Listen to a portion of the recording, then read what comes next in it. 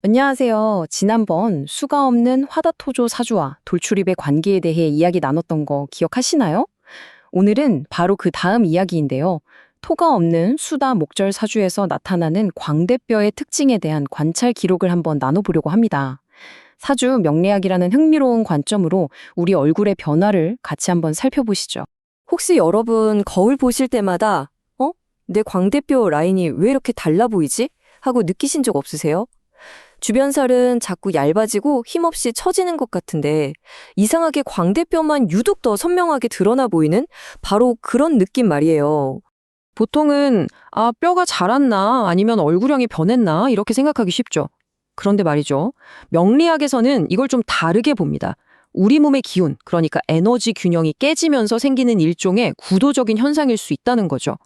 특히 사주에서 토가 없는 수다목절의 경우 이런 변화가 아주 두드러지게 나타날 수 있습니다. 자, 그럼 도대체 이 에너지라는 게 어떻게 우리 얼굴을 빚어낸다는 건지 지금부터 그 흥미로운 원리를 하나하나 파헤쳐 보겠습니다. 먼저 수다토붕이라는 개념부터 알아볼게요. 이게 뭐냐면 글자 그대로 물이 너무 많아서 흙이 무너진다는 뜻이에요. 동양의학에 보면 비주육이라는 아주 중요한 원리가 있는데요. 우리 몸에 살집 있죠. 이 살을 바로 토 기운이 주관한다는 거거든요. 그러니까 이 토라는 건 뼈를 부드럽게 감싸주는 뭐랄까 푹신한 쿠션 같은 역할인 거죠. 그런데 수기운, 즉 물이 너무 많아지면 어떻게 될까요? 그렇죠. 홍수가 나서 둑이 무너지듯이 이 단단했던 땅이 그냥 싹 씻겨 내려가는 겁니다. 이걸 바로 수다토붕이라고 하는 거죠. 그럼 이 수다토붕 현상이 우리 얼굴에선 어떻게 나타날까요? 바로 피하 지방이 줄어들고 살의 밀도가 떨어지는 걸로 나타납니다. 뼈를 포근하게 덮어주던 살이라는 이불이 점점 얇아진다고 생각하시면 돼요. 그럼 어떻게 되겠어요? 그 밑에 있던 광대뼈가 그대로 드러나 보이게 되는 거죠. 그러니까 이게 뼈가 막 자라서 커진 게 아니라는 거예요. 오히려 뼈를 덮고 있던 토라는 땅이 씻겨 내려가서 뼈가 드러나 보이는 거다라는 완전히 새로운 시각인 겁니다. 자, 이번엔 목 기운 얘기를 해볼게요. 오행에서 나무, 즉 목은 뭘까요? 위로 쭉쭉 뻗어나가는 힘이죠. 그리고 우리 몸에서는 인대나 근육처럼 무언가를 팽팽하게 딱 잡아주는 탄력을 담당합니다. 우리 얼굴에도 유지인대라는 게 있거든요. 이게 마치 기둥처럼 피부를 뼈에 단단하게 고정시켜주는 역할을 해요. 그런데 여기에 또 물이 너무 많아지면 물을 너무 많이 먹은 나무가 축 늘어지는 것처럼 이 팽팽했던 기둥들이 힘을 잃고 느슨해져 버리는 겁니다. 이게 바로 해부학적으로 말하는 얼굴 유지인대의 이완 현상인 거예요. 마치 텐트를 고정하던 핀이 헐거워진 거랑 같아요. 꽉 잡아주지 못하니까 광대 주변 살들이 중력 때문에 그냥 아래로 쭉 처져버리는 거죠. 게다가 아까 말했던 토의 힘, 그러니까 살들을 중심으로 모아주는 힘까지 약해졌잖아요. 그러니 지탱해주던 살은 다 아래로 쏠리고 피부는 얇아 보이고 결국엔 광대뼈만 덩그러니 튀어나와 보이는 이른바 가짜 돌출 상태가 되는 겁니다. 자, 세 번째 원리는 금침입니다. 금이 가라앉는다는 뜻인데요. 오행에서 우리 얼굴뼈, 즉 골격은 단단한 쇠, 금에 해당하거든요. 원래 이 뼈의 윤곽은 주변 살들이 탄탄하게 감싸줘야 부드럽고 예쁘게 드러나는 법인데 이 주변 조직에 불필요한 수분이 꽉 차서 정체되면, 즉 금침 상태가 되면 얼굴 윤곽이 완전히 다르게 보이기 시작합니다. 이 금침을 아주 쉽게 설명하면 바로 얼굴 부종이에요. 붓기 때문에 어떤 부분은 퉁퉁해서 뼈가 안 보이고 어떤 부분은 오히려 뼈가 더 튀어나와 보이는 현상이죠. 우리 몸에 림프순환이 잘 안 되면 세포 사이에 간질액이라는 수분이 빠져나가지 못하고 고이게 돼요. 그럼 어떻게 될까요? 이 수분 무게 때문에 살들이 점점 무거워져서 아래로 처지게 됩니다. 그래서 얼굴 아래쪽은 무겁게 가라앉아서 넓어 보이는데 이게 참 아이러니한 게 그럴수록 위쪽 광대뼈 주변 살은 아래로 쏠리니까 오히려 뼈의 날카로운 라인이 더 선명하게 드러나게 되는 거예요.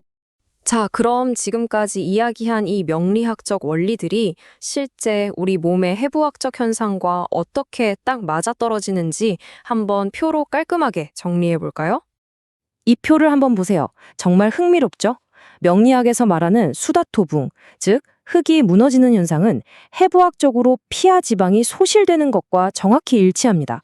그리고 목 기운이 약해졌다는 건 얼굴 유지인대가 이완되는 걸로 나타나고요.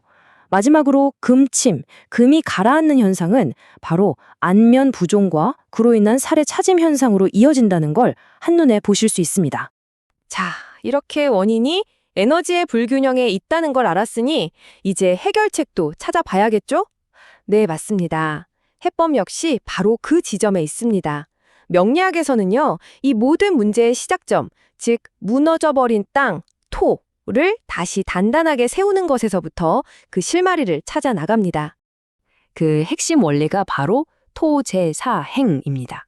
이게 무슨 뜻이냐면 토는 나머지 4가지 오행을 모두 싣고 다니는 수레와 같다는 의미예요. 정말 멋진 비유죠. 그러니까 모든 에너지의 기본 바탕이 되는 이 토를 바로 세우는 게 가장 중요하다는 겁니다. 그래서 접근법도 얼굴만 어떻게 하는 게 아니에요. 몸 전체의 핵심 통로를 이용해서 무너진 땅을 근본적으로 다시 쌓아 올리는 데 집중하는 거죠. 자, 구체적인 3단계 전략을 알려드릴게요. 첫 번째 단계는 음능천 혈자리를 이용하는 겁니다. 여기를 자극해서 몸 안에 고여있던 불필요한 수분, 즉 간질액을 쫙 빼주는 거죠. 그렇게 해서 흙의 밀도, 다시 말해 살의 탄탄함을 되찾아주는 겁니다. 두 번째 단계는 족삼리입니다. 여기는 중앙토 기운을 아주 강력하게 보충해주는 곳이에요. 그래서 아래로 축 처졌던 조직들을 다시 위로 쭉 끌어올리는 리프팅 효과를 주는 거죠. 그리고 마지막 3번째 단계 양능천입니다. 여기는 물기 때문에 느슨해졌던 인대, 즉 목의 힘을 되살려서 피부가 다시 뼈에 착 발라붙게 만들어주는 역할을 합니다. 자, 지금까지 쭉 따라오셨는데요. 그럼 이 모든 명리학적 분석이 우리에게 던지는 궁극적인 메시지는 과연 무엇일까요? 결론은 이겁니다. 우리가 흔히 말하는 광대 돌출이라는 게 사실은 뼈 자체의 문제가 아닐 수 있다는 것. 오히려 우리 몸의 에너지 불균형이 만들어낸 하나의 구조적인 결과물이라는 거죠. 그래서 내 사주에 나타난 오행의 흐름을 잘 이해하면 내 얼굴이 가진 본래의 아름다운 입체감을 되찾을 실마리를 얻을 수도 있다는 이야기입니다. 물론 오늘 제가 말씀드린 내용은 확립된 과학적 사실이라기보다는 현장에서의 여러 관찰을 바탕으로 한 명리학적 해석이라는 점, 이 점은 꼭 기억해 주시고요. 여러분 모두의 건강한 아름다움을 진심으로 응원하겠습니다. 이제 이 이야기가 끝났으니 잠시 거울 앞에 서서 내 얼굴을 한번 가만히 들여다보시는 건 어떨까요? 내 얼굴에는 지금 어떤 에너지의 지도가 그려져 있는지 한번 천천히 읽어보는 시간을 가져보세요.